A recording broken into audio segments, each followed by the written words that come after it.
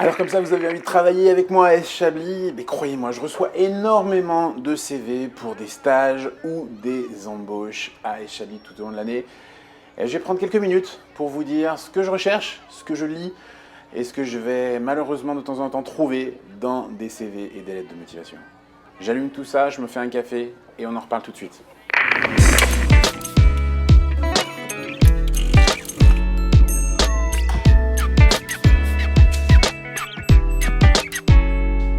Bonjour et bienvenue à S. Chablis pour cette nouvelle édition des questions-réponses. J'espère que vous avez passé un très beau week-end, un peu plus de choses cette semaine, et on commence tout de suite avec la myriade de questions que je reçois chaque année. Est-ce que vous embauchez? Est-ce que je peux venir faire mon stage avec vous? Je suis très fort en vin, est-ce que je peux venir vous aider à la boutique? Des petites choses comme ça. Alors, plutôt que de répondre chaque semaine sur cette question, et j'essaye de répondre de manière générale aux personnes en direct, je voulais faire une petite vidéo. Une petite vidéo sur l'embauche, l'emploi, les lettres de motivation ou autres CV. Alors je vous rassure tout de suite, lettres de motivation, chez moi, c'est pas la peine de le faire de manière manuscrite. J'en ai tellement souffert quand je cherchais de l'emploi que je ne veux pas l'imposer aux personnes que j'ai en face de moi. J'allais dire que l'étude de l'écriture n'est pas forcément 100% fiable. Et là, je suis en train de me faire des amis parmi les professionnels des ressources humaines. Tout ça pour dire que quand je cherche quelqu'un, que ce soit pour un stage, que ce soit pour un CDD, que ce soit pour autre chose, et que ce soit pour S. Chablis ou j'allais dire pour n'importe quelle structure, et j'imagine qu'on peut étendre ce discours à d'autres chefs d'entreprise. On cherche naturellement un profil professionnel. Mais maintenant, est-ce que me dire que vous êtes fin dégustateur, que vous connaissez très bien les vins, va vraiment vous différencier? Et pas vraiment. Pas vraiment, parce que j'imagine, ou en tout cas j'espère, que si vous répondez ou si vous faites une candidature spontanée à S. Chablis, c'est que vous aimez le vin, a priori, ou alors que vous avez cette passion pour le vin. Maintenant, vous connaissiez les vins sur le bout des doigts, est-ce que c'est le plus important? Si vous avez un profil exceptionnel, pas tant que ça, parce que finalement c'est une formation que je peux très facilement vous faire ou vous faire faire. Alors maintenant, qu'est-ce qui va vous différencier? C'est ce côté qu'il va falloir travailler. Encore une fois, j'insiste sur le mot travailler. Vous êtes unique pour une raison. Et il va falloir mettre en avant ce côté unique chez vous. Ce qui va vous différencier de la concurrence. Et ce qui va faire que votre CV ou votre lettre de motivation va me faire dire « Ah, tiens, peut-être quelqu'un qu'il faudrait que je rencontre. » Alors jusque-là, rien de nouveau. Je ne suis pas en train de faire évoluer votre monde d'une manière exceptionnelle. Je suis en train de vous repréciser ce que même le Pôle emploi va pouvoir vous dire. Et pourtant, je reçois dans 99% des cas des CV ou des lettres de motivation qui sont de beaux profils et des lettres de motivation juste passables. Alors mon conseil, c'est quoi? Mon conseil, c'est de vous rendre encore une fois unique. C'est vraiment le propos de cette vidéo. Soyez unique et peut-être que je pourrais vous recevoir. L'idée, c'est donc d'arrêter de parler de vous. C'est important de vous présenter. Mais commencez toutes vos phrases par « je suis bon, je suis le meilleur, je sais faire ci, je sais faire ça ». C'est super intéressant, sauf que ça ne parle pas de moi. Et ça ne parle pas de vous dans l'entreprise. Donc encore une fois, je ne suis pas en train de vous faire une révolution sur la recherche d'emploi, je suis juste en train de vous dire que moi, aujourd'hui, en tant que chef d'entreprise, 99% des CV, des lettres de motivation que je reçois ne sont pas uniques. Ne me donnent pas envie de rencontrer la personne. Parce que vous savez parler de vous, c'est très bien, et encore une fois, il faudra peut-être améliorer certaines choses, mais vous ne parlez jamais de l'entreprise. Le CV, vous pouvez vous amuser sur la mise en page, vous pouvez vous amuser sur plein de choses. Mais encore une fois, personne ne le fait. D'autres points qui vont être très importants. Si jamais je vous vois en entretien, arrêtez de me dire que vous avez plein d'idées.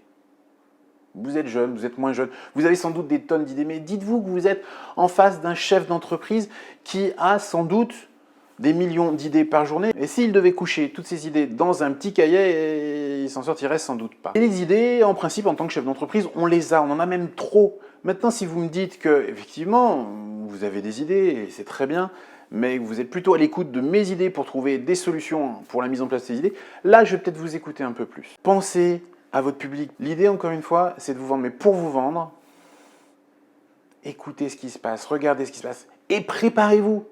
Préparez-vous, parce que finalement, les quelques personnes que je vais rencontrer vont arriver et vont simplement dire « Ouais, j'ai des idées, j'ai machin », Vous connaissez Chablis? Travaillez, il y a des sites web sur toutes les entreprises. Je vais pas vous faire les cours de négo ou de stratégie que je donne à l'extérieur, mais il y a des moyens exceptionnels aujourd'hui de vous préparer. Et si vous venez dans une entreprise pour dire j'ai plein d'idées pour vous et que vous me recitez tout ce que je fais déjà, on ne va pas aller très loin dans l'entretien. Bossez en avant, préparez-vous. Il n'y a rien de plus décevant que de passer du temps et finalement de perdre du temps. Parce que nous, on s'engage à vous rencontrer, on va passer potentiellement 1 heure, 2 heures avec vous. Si je prends le temps de vous rencontrer, il faut que ça aboutisse à quelque chose. Ça aboutira de toute façon à une réponse soit positive, soit négative. Mais mettez toutes les chances de votre côté et préparez-vous. Il n'y a rien de plus désagréable pour un chef d'entreprise de passer une demi-heure, parce que souvent ça va être un entretien écourté, pour se rendre compte que la personne n'a même pas pris la peine d'aller jeter un œil sur le site web, de regarder 1 ou 2 des vidéos, de éventuellement se renseigner sur la santé de l'entreprise pour apporter de vraies réponses. Donc renseignez-vous. J'ai aucun doute sur le fait que vous ayez des idées, encore une fois. Mais ce que j'attends d'un candidat, c'est pas forcément de me dire qu'il a des idées, c'est de me dire que peut-être que vous, Arnaud, ou peut-être que la société Chablis, ou peut-être que votre société de conseil a déjà des idées. On pourrait peut-être en parler. Et moi, je verrai comment je peux répondre à ces questions. Essayez d'écouter plutôt que de vous projeter sur un job que vous n'avez pas encore. Ce qui manque cruellement aujourd'hui aux chefs d'entreprise, surtout les petites structures comme la mienne, c'est vraiment le temps.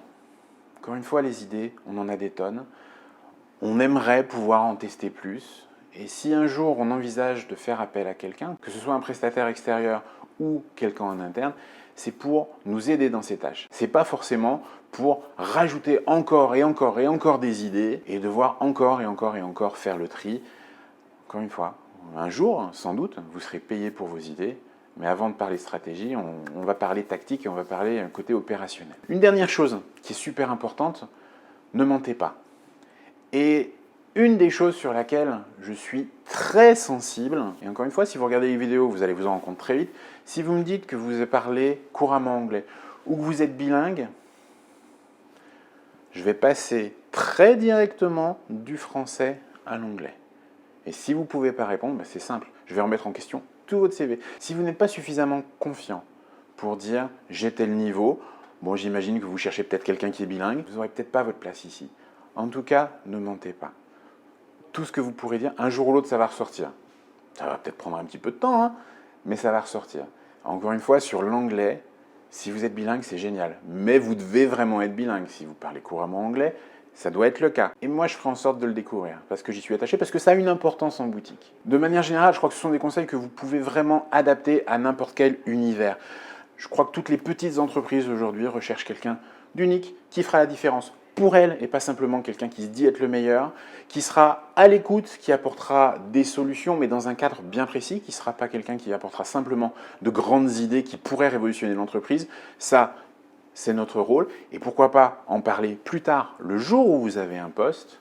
Et surtout, ne mentez pas sur vos CV, que ce soit des références. Moi, mon point sensible, c'est l'anglais. C'est ce qui fera en sorte qu'à un moment, le CV, il passera à la poubelle et je vous écouterai même plus en entretien. Faites votre travail. Renseignez-vous pour de vrai sur l'entreprise. Les postes sont suffisamment rares pour prendre le temps de vous renseigner. Et j'allais dire, même ne serait-ce qu'une demi-heure, en une demi-heure, aujourd'hui, avec toutes les informations qu'il y a à votre disposition, vous pouvez déjà avoir une belle approche de ce que fait l'entreprise. Et encore une fois, mettez-vous en avant en tant que personne. Ne cherchez pas une réponse universelle à un problème qui n'est même pas énoncé.